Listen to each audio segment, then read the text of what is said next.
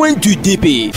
Coin du DP, un canal pour les directeurs de publication de se prononcer sur l'actualité socio-économique, culturelle, sportive et autres, sans oublier la une des journaux. Donc quand je sais que je prends un billet et qu'en amont on me le refusera, je suis obligé de le refuser sur place. Cela en vaut pour les pièces. Donc il faut que le ministère des commerçants essaye de passer à une campagne de sensibilisation. On diminue le prix et on laisse chaque conducteur de s'attendre, ce qui fait qu'aujourd'hui il y a des problèmes entre les chauffeurs et les passagers. Chauffeur, je vais à Goué, mais pardon, je n'ai que 300 francs. Le chauffeur sert la mine. Pour ma part, l'une des grandes menaces qui pèsent sur nos pays, c'est celle du foncier. Et si ce problème n'est pas vite résolu, il pourra un jour nous sauter et provoquer de graves conséquences dans notre pays, surtout à Lomé. Pourquoi c'est maintenant qu'on a dépoussiéré cela pour prendre un décret autour? C'est pas passant cette situation dormante de l'opposition après les dernières élections présidentielles. Ford ne va pas se tirer des balles dans les pattes. Si l'opposition dort, c'est tant mieux pour lui. Je vois par endroits les gens faire de la propriété de façon spontanée, mais je voudrais dire que ce n'est pas suffisant. Par rapport à Lomé, où les gens viendront spécialement, il faut que tous les quartiers de Lomé soient mis au propre. Le Jassement a aussi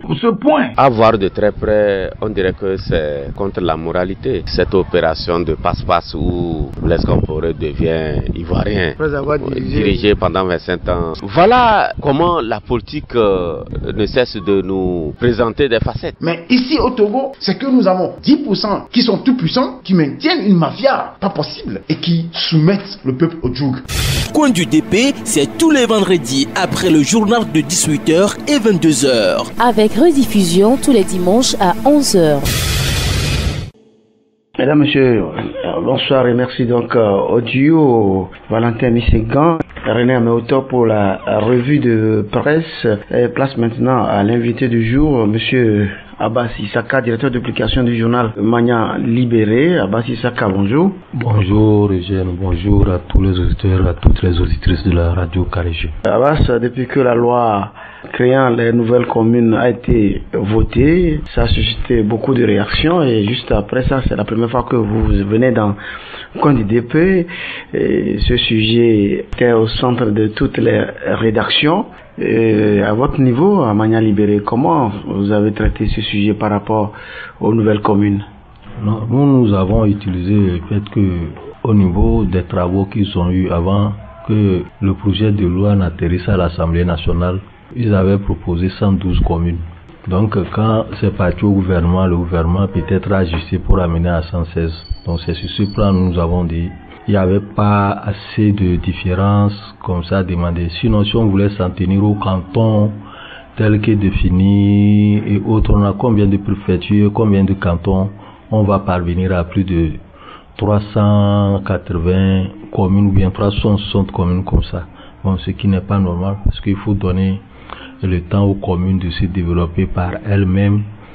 On va voir peut-être qu'avec la 116, on va croire que c'est trop, mais à la longue, lorsque on va arriver quelque part, c'est qu'on va comprendre qu'il y aura certaines communes qui ne sont pas viables, qu'on pourra ramener et rattacher à d'autres communes qui sont plus viables, puisque en principe c'est se développer, surtout développer au plan économique. Au plan administratif, ça j'arrange parce que il y a des préfectures où les administrés sont trop éloignés de l'administration. Comment faire les papiers, les naissances et autres, les papiers administratifs, ça leur coûte une bonne distance. Donc de ce côté, sur le plan géographique, ça va. Lorsqu'on parle maintenant sur le plan humain, je pense que ça ne peut pas un peu tenir exactement. Puisque il y a des préfectures en donné 2 ou 3 communes, 2 à 3, surtout 3 communes. On voit peut-être les activités économiques qui se déroulent dans ces préfectures. Et que à partir des communes, ces préfectures pourraient se développer par elles-mêmes, puisque si on prend les marchés qui s'animent un peu partout, parce que les communes vivent des tickets et on vend dans les marchés. Il y a certaines taxes qui sont aussi vendues. Donc tout ceci là, je pense que au moins on a lancé cette histoire de communes il y a longtemps. Il faut qu'on commence quelque part d'abord et voir s'il y a des difficultés quelque part, on va rattacher, ramener ces communes. Parce qu'on ne peut pas faire surtout de comparaison. Puisqu'on veut l'élection, il faudrait que ces élections aient lieu. Qu'on puisse dire qu'on est parti, on a commencé. pour ne plus s'arrêter, puisque depuis 85-87 on a fait les élections locales. Même il y a des gens qui sont nés actuellement, ils ne savent pas ce qu'on appelle élections locales. Il faudrait habituer les gens. Et puis par rapport à ces histoires de il y a trop de communes ou quoi, moi je me dis que c'est des polémiques inutiles qu'on a ouvertes. Il faut chercher à savoir comment les élections vont se faire au niveau de ces communes, de ces locales-là. Quel mode de scrutin on va utiliser? Quel est le code électoral qui va être utilisé? Parce que les élections locales sont différentes des élections législatives. Et les législatives différentes de la présidentielle. Lorsque vous prenez les locales, c'est que c'est chaque commune qui doit avoir son fichier électoral. Dans chaque commune, on va dire que c'est ceux-là qui vont aller voter pour les conseillers municipaux qui vont après tout élire leur maire. Donc, si on ne prend pas le temps de sensibiliser les populations sur cet aspect des choses, on est en train de dévier les débats. Parce que ceux-là qui disent que non, il y a trop de tribalisation, bien, il faut travailler pour pouvoir conquérir les communes. Parce qu'il y a des gens qui disent que ben, si on a donné trop de choses parce qu'ils iraient les choses là-bas, ce n'est pas une raison. Parce que si vous avez des candidats à positionner dans chaque localité, vous n'avez pas peur à dire ça. Et si vous avez des moyens de sensibilisation pour convaincre les électeurs, vous n'avez pas droit d'entretenir ces polémiques-là, ce genre de polémiques-là. Moi, je trouve que c'est des polémiques inutiles qui sont ouvertes. Alors que ceux-là qui le disent, c'est eux qui réclament qu'on ait les élections locales. Et ailleurs, même pour les choses qu'on appelle le truc des communes qu'on a mis là, c'est le gouvernement seul qui fait son découpage électoral dans toutes les démocraties. C'est parce qu'ici on dit qu'il faut faire un consensus qu'on a amené ça à l'Assemblée nationale. Donc prochainement, peut-être que pour faire là, si un nouveau gouvernement vient, lui aussi, il fait ses communes, c'est comme ça. C'est la même chose qu'on est en train de faire pour la décentralisation, la loi sur qu'on est en train de communalisation, c'est ça, non? Oui, c'est ça. Donc c'est en principe c'est le gouvernement lui-même qui fait, c'est parce qu'il veut qu'il y ait consensus qu'on a mené pour qu'on vote. Et les gens ont voté, ils ont décidé que ce soit 116 communes.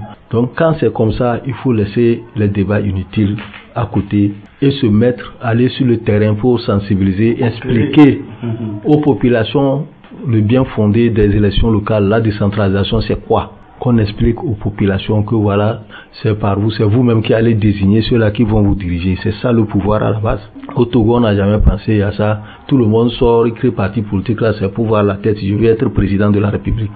Même les législatives là, on ne cherche pas à voir pour dire que je vais être député, parce que le pouvoir ça commence par la base avant d'arriver en haut. Mais ici nous voulons commencer la gestion du pays par le haut avant de descendre. Or c'est pas normal. Lorsqu'on parle de la Constitution de 92, la Constitution de 92 a prévu l'organisation des élections locales d'abord, après les législatives et en troisième position la présidentielle. Mais on n'a jamais appliqué ça, ça n'a jamais été appliqué. C'est la présidentielle on a fait. Après, on vient, on fait les législatives, c'est maintenant on commence par crier de faire les locales. On a pris le temps de renverser tout ça dessus, on ne comprend plus rien. Et que, parce qu'au Togo, nous sommes au Togo ici, là, chacun pense que si je dis ça, c'est ça qui va me donner la popularité, au lieu de chercher à aller convaincre et chercher à conquérir même les localités. Si vous avez les gens dans les localités, vous n'allez pas être inquiet par rapport à cette histoire de communalisation, à ces 116 communes. Cherchez comment positionner, parce qu'on a vu des partis politiques qui n'ont même pas de militants et des gens pour lors des législatives. On ne sait pas comment les choses se passent lors des législatives. Il y a des difficultés pour positionner même les députés dans des choses. Or, pendant qu'ils sont en train de se faire là, il y a une UNIR qui est sur le terrain en train de faire des cadeaux et des sensibilisations aux gens. Après tout, c'est pour dire que on nous a triché. Mais si vous n'avez pas travaillé sur le terrain, vous ne travaillez pas sur le terrain et que au moment où vous êtes en train de parler, les autres sont sur le terrain en train de sensibiliser. Qui est-ce qu'on voit premier? Si moi je vais premièrement, on me connaît. Parce que il faut qu'on sache de dire que les populations, quand ces populations sortent là, si c'est une UNIR qui va, c'est les mêmes populations qui sortent que celles qui sortent pour ANC, celles qui sortent pour CAR ou bien UFC, c'est les mêmes populations. Dans nos villages, on se connaît. Ce n'est pas comme à Lomé ici, on dit que tels ils sont sortis et puis les autres sont là. Il y a dans le village, au village là, nous sommes combien dans les villages? On est combien? CONDIDP, un canal sur RCJ ou un rendez-vous au directeur d'application de la place de venir faire des analyses et commentaires par rapport à l'actualité ayant marqué la semaine. Toujours politique, Tipi Atchadam aujourd'hui essaie de se battre et certaines opinions disent déjà qu'il risque de renverser la vapeur au cas où d'autres anciens partis politiques de l'opposition ne le mettaient pas les bâtons dans les roues. Ouais, il peut renverser la vapeur, c'est par rapport au discours qu'il tient. Les gens voient que peut-être que c'est un discours différent qu'il donne. Mais on a vu ces gens de mobilisation s'émousser par après. On dit souvent que c'est quand ça commence que c'est chaud. Mais au fil des jours, vous allez voir que ça s'effrite. On a vu l'ANC qui mobilisait, l'UFC en tant qu'il mobilisait, le CST entre-temps mobilisait, et par après, ça s'est émoussé parce que les gens sont déçus. Aujourd'hui, c'est Tipi Atchadam. Les gens disent que quand on l'a mobilisé à ce côté, c'est parce que c'est chez lui, et on a voulu tribaliser ça aussi. Quand il a mobilisé Agoué, on dit que Agoué aussi, c'est les Koutoukoulis qui sont là-bas, les Témé ou tout là-bas. Dans tous les cas, nous on attend de voir. Nous, on dit que la mobilisation, c'est rien. Le vrai problème, c'est dans les urnes. C'est l'élection qui détermine qui est populaire ou qui ne l'est pas. Donc, il peut mobiliser, faire les discours, mais il faut préparer les esprits à ce que lorsqu'il y aura élection, que ces élections soient transparentes et qu'on puisse sortir à voir, puisqu'il ne faut pas se faire d'illusions pour dire que, quand moi je mobilise, les gens sortent. Mais lorsqu'ils vont aller, il y aura élection, est-ce que ces messieurs-là, ils vont élire? C'est ça le problème. Et ceux qui sortent tous là, est-ce qu'ils sont militants de son parti? Ceux qui s'agitent et autres, est-ce qu'ils ont la carte de membre du parti pour comptabiliser le nombre de ces militants? C'est ça aussi le problème. On voit des gens qui font sortir des gens, les populations, mais tous ceux qui sortent là, ils sortent peut-être par curiosité, peut-être par aigreur, mais ils ne disposent pas de carte de membre de parti. C'est pour cela que lorsqu'il y a des élections et que un parti qui a les moyens, et lui va glisser des sous, même au niveau des membres du bureau, on glisse des sous, on laisse passer. Et on dit qu'on a volé. Sinon, le vol là ne sort de nulle part, c'est là-bas. Il faut avoir les moyens de sa politique. Mais si on mobilise les gens et on n'a pas les moyens de sa politique pour descendre sur le terrain, aller sur le terrain, expliquer, sensibiliser, et on se permet de dire que non, moi je peux arriver à mobiliser. Parce que si on dit on va mobiliser pour chasser quelqu'un du pouvoir, lui aussi il a des militants. Et là aussi sa population, parce que chacun a son peuple, pour dire, mais si tu fais, nous aussi on sort, nous avons les moyens de sortir, parce que si NIR aussi dit que je vais mobiliser, lui aussi va mobiliser. On sait comment ça se passe, les gens font des import-export, tout ça là, on connaît, mais moi, les mobilisations là, ça ne me dit plus rien. Ce que moi je veux des hommes politiques, c'est d'aller sur le terrain, placer leurs gens sur le terrain, avoir des bureaux. Parce que dans les années 90, lorsque le mouvement est arrivé, on se disait que les partis les plus implantés au Togo, c'est le RPT et le CAR. Quand tu arrives quelque part, tu vois au moins que c'est le bureau du CAR. C'est le bureau du siège du CAR. Mais aujourd'hui, quand vous allez à l'intérieur du pays, ces partis qui mobilisent là, tu vas voir, ou même à Lomé ici, là, dans nos localités, jusqu'à aller vers Zangara, Sébé, est-ce qu'ils ont des sièges pour dire que, voilà, si approcher même les sièges des populations, que s'ils ont des problèmes, ils n'ont qu'à passer là-bas. Et puis l'autre problème, c'est les cotisations. Est-ce que les militants cotisent? Est-ce que ceux qui sortent là, ils cotisent même pour aider le leader du parti à faire son travail? Très souvent, c'est le leader même qui met l'argent là-bas. Et à la fin, quand quelqu'un même a des problèmes, il revient vers ce leader et dit que de lui donner l'argent pour aller se soigner. Donc tout ceci là, lorsqu'on parle, on dit qu'il faudrait faire élection à deux tours, bien alternance. On peut le faire, tout le monde veut ça. Mais le vrai problème, c'est de travailler la mentalité des Togolais qui change. Par rapport à la CENI technique dont on parle, c'est la même chose. On dit de faire une CENI technique. La CENI technique là ne peut avoir lieu que si les gens ont confiance aux autres. Est-ce que le Togolais a confiance à son compatriote? On peut aller chercher n'importe qui quelque part, il arrive là, on va dire que non, lui là, on lui attribue déjà l'étiquette. On l'a attesté. Donc tout ceci là, on dit d'amener les experts même internationaux qui vont, s'ils arrivent là, qui va les payer? Ce n'est pas l'État, mais on sont comme un cabinet qui va payer. C'est comme ça se passe. Donc, le problème du Togolais, c'est la confiance, l'interconfiance. S'il y a confiance là, on peut mettre n'importe qui là-bas pour dire, fais ceci, fais cela. Et vous dites que vous attendez de lui quelque chose. Parce que tel que le pouvoir ils disent 50 ans, tout ça là. On ne dérange pas des racines, pas un baobab de plus de 50 ans facilement. Il a déjà ses racines enfoncées quelque part. Donc il faut travailler de telle sorte que on puisse même travailler la mentalité. Et ce qui se passe dans les autres pays, c'est pas la même chose parce qu'on n'a pas les mêmes réalités. Les réalités du Togolais sont différentes des réalités burkinabé, béninois, tout ça là. Le problème de choses techniques là, ça arrive. Et ça arrive, on va voir comment ça va se passer parce que l'Union européenne a demandé aussi que ce soit une CENI technique. Actuellement, il y a un forum qui est ouvert de 12 ou 13 que les gens sont en train de parler de ça. Sur le plan de la CEDEAO, parler des élections et de l'alternance. Abassi Saka, les présumées victimes depuis dimanche dernier après la purification attendent donc les réparations et on se demande aujourd'hui si la présidente Tawanana a des sous pour cette dernière phase qui constitue les réparations. On vient de finir les purifications, c'est la deuxième phase. La phase la plus attendue maintenant c'est l'argent. Le problème c'est qu'elle a promis juillet, nous sommes en juillet. On attend de voir comment les choses vont se passer d'ici une semaine parce que c'est la phase la plus attendue où on a déjà recensé les victimes qui vont prendre l'argent. Les victimes de 2005 seulement sont 2000 et quelques. Le moment le plus attendu c'est ça, combien on va leur donner. Pour moi, le problème de l'argent là, c'est pas ça parce que l'argent n'achète pas une vie. L'argent ne repart pas ce qu'on a vécu. Le problème, qu'on fasse tout pour que le Togolais se réconcilie avec lui-même et que demain, ces genres de choses-là ne se reproduisent plus. C'est-à-dire la garantie d'une non-répétition de ces genres de choses. Quand les gens manifestent qu'on ne sorte pas les forces de l'ordre, bien les fusils pour tirer sur eux. Il ne faut plus que le sang coule sur la tête de nos aïeux. Ils sont dit, c'est parce que le sang a trop coulé qu'on a purifié.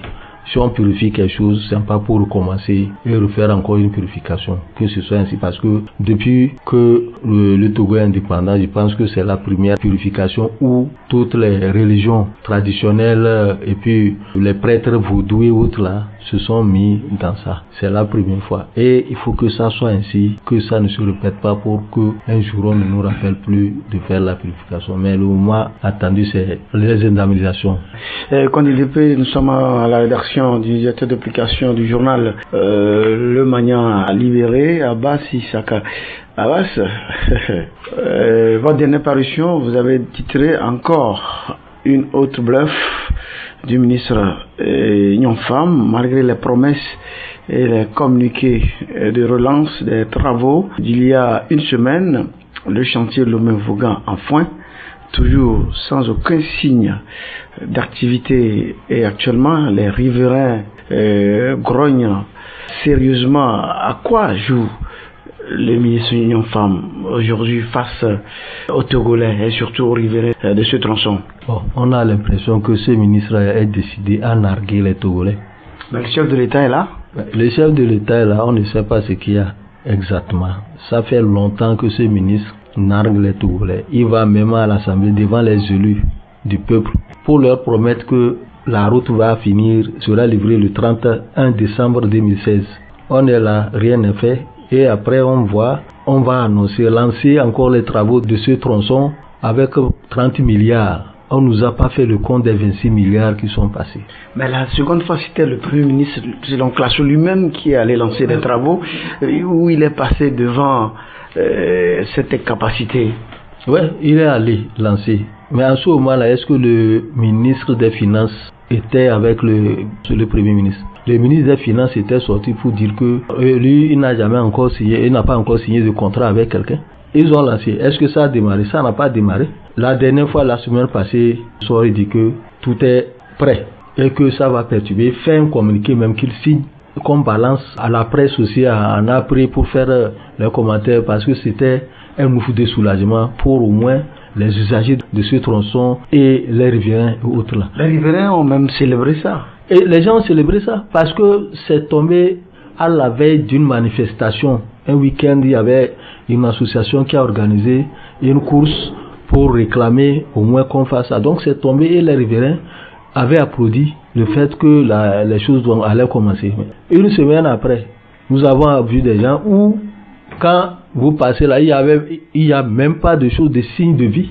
Il n'y a pas de pelle, même vient à parler d'engins lourds, ni de Caterpillar qui va commencer, ni les techniciens. Sont-ils arabes, sont-ils chinois, sont-ils africains? Aucun technicien n'était là. Et on nous dit que la route va commencer. Et ça n'a pas commencé. Vous voyez l'erreur qu'il a faite. Moi, je parle toujours de maîtrise de communication de ce ministre. Il ne sait pas communiquer. Les propos qu'il tient, ça ne cadre pas avec lui-même son truc. Mais il a un attaché, il a un département de communication. Il comprend. Est-ce que lui, il prend conseil de son attaché en communication? Lui, il s'en fout. L'attaché, lui, là, on l'a fait attaché. Attaché, c'est quand on nous demande, nous chercher les informations, on dit qu'il allait voir le chargé de communication. Quel attaché? Est-ce que c'est l'attaché qui lui écrit ses discours ou bien ses communiqués? Comment est-ce qu'on peut lancer une route en pleine saison pluvieuse? Si c'est pas pour narguer les gens. Et le jour qu'il a lancé ça, le mardi là, il y avait des pluies durant 3 jours qui se sont échelonnés. Il pleuvait sans cesse, sans arrêt en ce moment-là. Et c'est en ce moment-là qu'il a dit que les travaux vont commencer. Donc selon vous, aujourd'hui, Nissa Yonfam va nous narguer en disant que c'est les pluies qui ont fait, qui n'ont pas démarré. Il ne peut pas nous dire ça. S'il a dit ça, s'il a lancé parce qu'il est sûr que ça a démarré et ça ne démarre pas, ça n'a même pas une raison qui peut avancer. J'ai dit que s'il est bien en communication, il allait se taire et faire se prendre les gens. Les gens vont voir les engins, le matériel sur la voie. Ça va commencer d'abord. Avant de pondre un communiqué pour dire que voilà, les travaux ont commencé. Les travaux là qu'on attendait depuis là, ça a commencé. Et vous allez au moins excuser. Mais il ne va pas annoncer, c'est des effets d'annonce que nous on appelle ça, et l'annonce, et puis jusqu'à aujourd'hui là, ça ne reprend pas. Hier, les gens ont lancé des alertes que ça ne représente pas ce qu'on attendait sur la voie là. Ce qu'on dit que ça représente au niveau de Agetur, Ecobank là, à Nukafu, et sur la route de Jean-Paul II, ce n'est pas pour Nissa Yonfam. C'est la banque Ecobank qui opère ces travaux pour permettre à ses clients de pouvoir accéder. C'est la même chose que Ecobank a fait au niveau de Ranco, où Seco BTP a arrêté les travaux. Donc c'est eux qui ont réparé la portion de cette route-là jusqu'à leur niveau. C'est ça qui a fait qu'on a ouvert cette voie pour permettre à Ecobank de bien mener ses activités. C'est la même chose qui se passe là-bas. Ce ne sont pas les travaux relancés par choses qui ont commencé. Rien n'a commencé. Aucun Chinois n'est là-bas pour commencer les travaux. Donc il ne faut pas narguer la population. Cette fois-ci, un autre ministre également qui nargue les gens, et dans votre dernière parution, je vais la parler de l'agriculture, et dans votre dernière parution, vous titrez « Le Togo risque de perdre 17 milliards de francs CFA du FIDA ». Après, disons, un contrôle de l'institution de Gilbert Humbo. Ce contrôle également, selon vos écrits, aurait fait des recommandations à l'endroit du Togo. Décidément, Agadazi et Yonfam sont ces deux ministres. Disons, on n'arrive pas à les extirper du lot. Ils font beaucoup de gaffes. Entre-temps, c'était le ministre Agadazi, là, au niveau de l'agriculture, qui a fait un problème. Il avait aussi le problème de gestion de Pniaza et Paza. Les gens ont relevé ça. On n'a pas encore trouvé de solution à ça. Et aujourd'hui, sur la mission d'enquête est arrivée au Togo, la mission de FIDA, parce que les fonds étaient envoyés depuis 3 ans déjà, pour voir à quel niveau on a déjà exécuté ce projet. Un projet de plus de 17 milliards de francs CFA. Et ce projet est destiné à aider les jeunes ruraux et les femmes pour qu'ils puissent créer des entreprises pour se prendre en charge. C'est ce que nous voulons, tout le monde souhaite, de se prendre en charge pour que les gens ne quittent pas leur village pour venir à Lomé pour conduire des émigrants. Éviter l'exode rural. Éviter l'exode rural, faire l'auto-entrepreneuriat. Et c'est pour ça que l'institution de Gilbert Humbo a mis l'argent, le FIDA a envoyé l'argent depuis 3 ans. Et cet argent-là, qui a envoyé pour aider les jeunes à s'auto-développer et à s'auto-suffire, on n'a même pas fait le 10e. Agadazi a bloqué. Agadazi a bloqué. On a commencé 10e. On n'a pas fait le 10e de cet argent-là. Et pendant ce temps, les jeunes souffrent dans les campagnes là-bas, dans les fermes là-bas. Les gens n'arrivent pas à manger. Les gens n'arrivent même pas à développer leur agriculture. Même à s'acheter de l'engrais. Même à s'acheter de l'engrais. Et il y a de l'argent comme ça. On vous donne aider les jeunes à se développer et on garde l'argent par devers pour dire que on n'a pas pu utiliser. Et ce monsieur se permet de donner des raisonnements pour dire que c'est parce que ils n'ont pas pu commencer le projet à temps, que le projet a accusé un retard de 3 ans et que c'est dû aussi à la démission du coordonnateur du projet. Qu'est-ce qui s'est passé? Oui, le coordonnateur a démissionné. Si c'est pas lui qui l'a poussé. Donc tout ceci là, des raisonnements qui ne tiennent pas debout et qui font que la politique même du chef de l'État est remise en cause. Parce que peut-être que quand le chef de l'État parlait de son mandat social, lui comptait sur ces genres de projets-là pour aider la jeunesse à se développer et les communautés rurales aussi à se développer. Mais quand ça arrive ainsi, des milliards, dizaines de milliards, on gagne ça par devers pour dire qu'il y a problème de retard. Qu'est-ce qu'on fait? Et puis, on va être en retard dans l'exécution de ce projet. Quel problème il y a eu? Et puis, le coordonnateur du projet de l'école, on ne nous explique pas. Et on se permet de dire que ouais, ce sont ces raisonnements-là qui ont fait que le projet n'a pas. Dans tous les cas, le projet, comme on l'avait dit, on risque de perdre les 17 milliards puisque la mission a fait des recommandations de bonne gouvernance, de gestion dans des normes. Depuis quand une institution va venir faire des choses à un ministre. Et c'est que la mission même a parlé de façon diplomatique pour ne pas frustrer. Sinon, c'est pour lui demander ce que tu as fait là. C'est pas bon parce que la gestion du pays des projets, ça ne se fait pas ainsi. Et maintenant, en octobre, la mission va revenir. C'est-à-dire, on nous donne 3 à 4 mois pour voir est-ce que il a pu faire quelque chose par rapport aux recommandations qu'on lui a faites. Est-ce que quelque chose a été fait? Si ça n'a pas été fait, on reprend l'argent. Voilà, et Abachi Saka, au niveau du colonel Agadasi, ce n'est pas cette façon de cumuler les fonctions qui le tue, puisque depuis sa nomination, il garde toujours la direction de l'ANSAT. Même si c'est ça, ce n'est même pas, je dis parce que c'est dans la même ligne. Il s'est dit, ANSAT, c'est une agence pour l'agriculture qui fait les choses, qui aide aussi les paysans. Ça pouvait être même une raison pour qu'ils travaillent mieux. Mais il devait libérer ça à quelqu'un d'autre. Libérer. Est-ce qu'on nomme quelqu'un ici au point libérer? On avait nommé l'autre, Jamal Atta, comme ministre de la Sécurité. Il est resté toujours directeur au niveau de l'aéroport là-bas. Hein? Quand elle a quitté le ministère, elle est revenue reprendre la direction de son truc. Peut-être que celui-ci, comme il le dit souvent, on n'est pas éternel au ministère. Quand on va le virer, avec ces histoires-là, on ne sait même pas ce que le haut lieu va prendre comme décision. Mais en tout cas, selon des opinions, on ne peut pas le sauter au ministère de l'Agriculture et le laisser la direction de l'ANSAT. Parce qu'il risque de poser des pots de banane au ministre de l'Agriculture. Il ne peut pas, puisque, comme même le disent là, les institutions viennent d'en haut. Si il pose des pots de banane, donc on le saute à la direction de l'ANSAT. Donc ça, le problème n'est pas là. Tel que les recommandations ont été faites, c'est de bien gérer ce qu'on vous donne. Gérez bien ce qu'on vous donne pour aider la population là. Il faudrait que la population en bénéficie. Voilà. Et ça se fait, tous ces gaffes là se font sous Faure Gnassingbé, le chef de l'État togolais. Lui quand même il doit dire un mot pour combler l'attente de ses administrés, c'est-à-dire nous Togolais que nous sommes. Ouais, peut-être que il y a beaucoup qui disent que le chef de l'État est imprévisible. Lui, là où on ne l'attend pas, c'est là qu'il arrive. Donc on attend de voir sa réaction par rapport à ces deux ministres où les gens réclamaient leur tête depuis, surtout le ministre des routes là. Et aujourd'hui, je ne sais pas ce que le conseil des ministres va faire. Il y a un conseil des ministres et on va voir la réaction du chef de l'État après tout, puisque après tout c'est lui qui l'a nommé là-bas.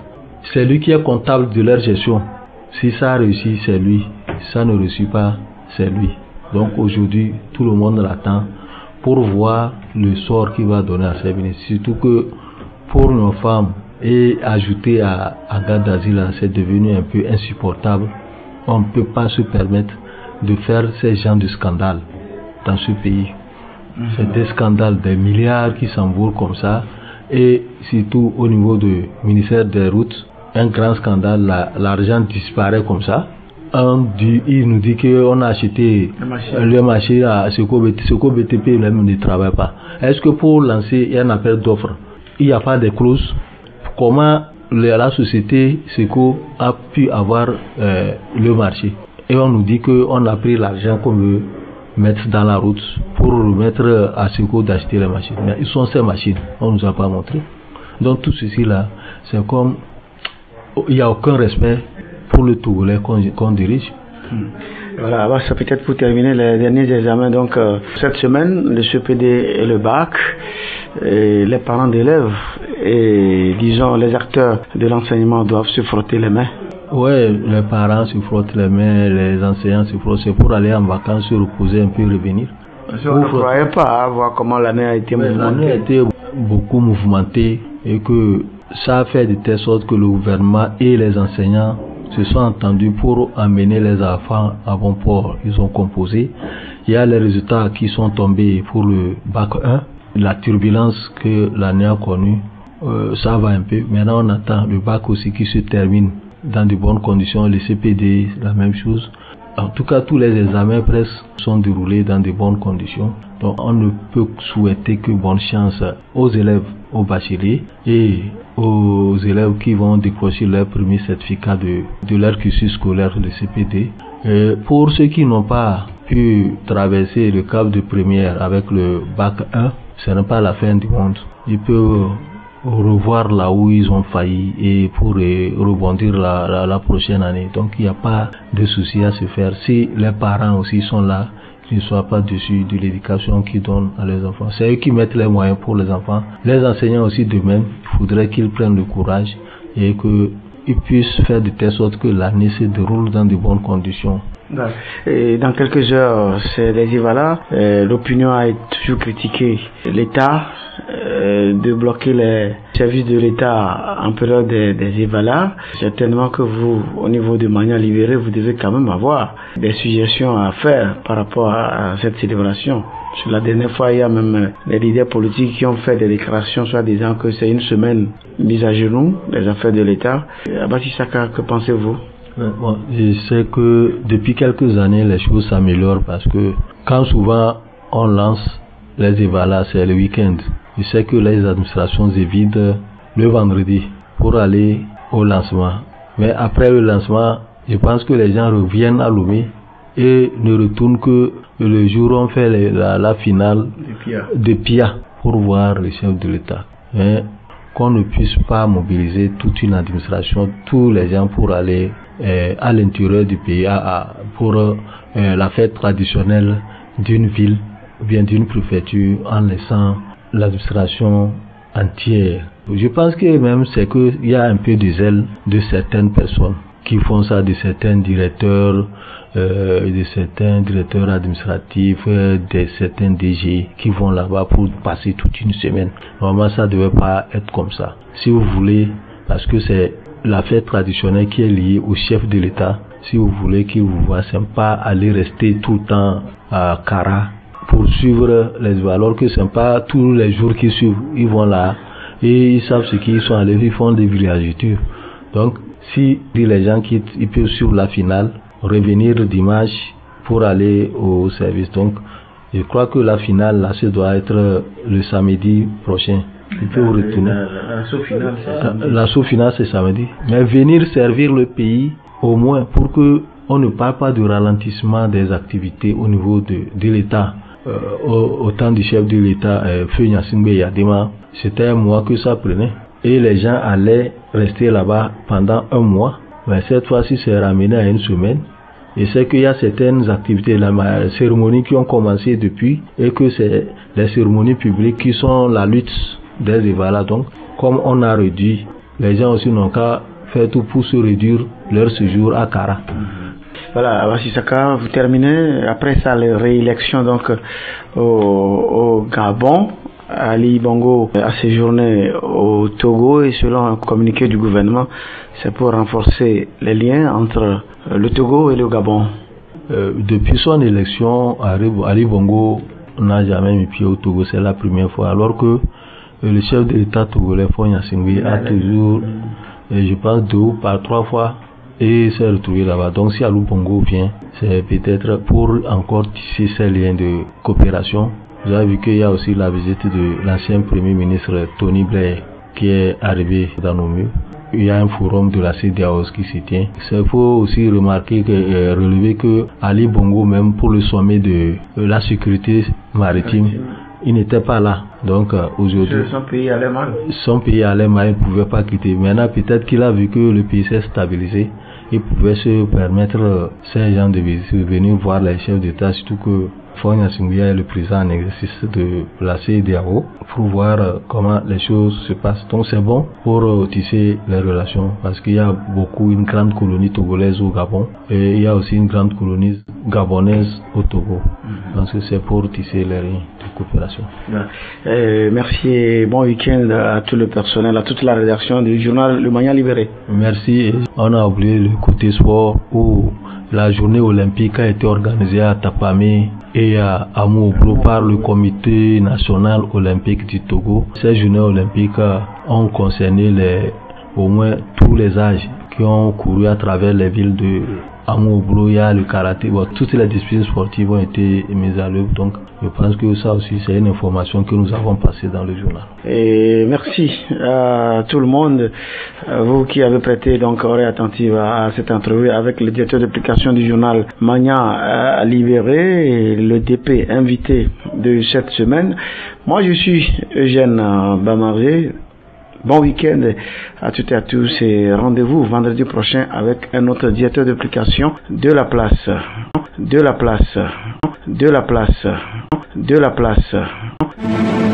C'était Coin du DP. Coin du DP, un canal pour les directeurs de publication de se prononcer sur l'actualité socio-économique, culturelle, sportive et autres, sans oublier la une des journaux. Je pense que c'est des gamineries qu'ils doivent arrêter et que lorsqu'on leur offre un cadre de discussion, ils doivent saisir l'occasion pour aller exprimer leurs idées. Qu'on demande à ceux qui ont mis leur main dans l'argent du pays, qu'ils remboursent. Si tous ceux qui ont volé le pays là, cette minorité a donc parlé chaque fois le chef de l'État, si on arrive à faire en sorte que cette minorité et tous ceux qui continuent de piller ce pays à rembourser l'argent qu'ils ont pillé, qu'on n'aura plus à emprunter chaque jour de l'argent. Pour le moment, faisons un pas, la limitation de mandat et le mode de scrutin. Et vous n'êtes pas sans savoir, ce qui a encore braqué les gens, c'est la sortie de Maganawe Florent qui a dit que l'APG est déjà caduque. Bonne opportunité offerte une fois encore à l'Afrique. Donc après d'autres regroupements de pays, ce sont les États-Unis d'Amérique qui offre donc une opportunité à l'Afrique pour une fois échanger. Dans un pays normal et surtout en Afrique, le clergé et les représentations religieuses et spirituelles ont une importance capitale dans les prises de décision, dans l'orientation. Et le mal du Togolais, c'est que on réagit au coup par coup. Quand aujourd'hui quelque chose se passe, on réagit sur le champ, mais on ne cherche pas les tenants et les aboutissants. Les hommes d'affaires font les affaires. Et qui dit homme d'affaires cherche d'abord son bénéfice, puis le reste viendra après. Et donc quand vous confiez la fédération à un homme d'affaires, attendez-vous à ce qu'il fasse des affaires avec votre fédération et votre football. Disons que l'essentiel doit être fait. Et l'essentiel pour moi, c'est accompagner les responsables, les propriétaires de ces fermes avicoles afin qu'ils puissent redémarrer rapidement leurs activités. Je ne suis pas sûr que nous pouvons faire le compte. Et ça, c'est parce qu'il y a une certaine impunité dans le pays. Les gens pensent que quand on détourne l'argent du pays, ce qu'il y a comme sanction, c'est qu'on vous licencie. Coin du DP, c'est tous les vendredis après le journal de 18h et 22h. Avec rediffusion tous les dimanches à 11h.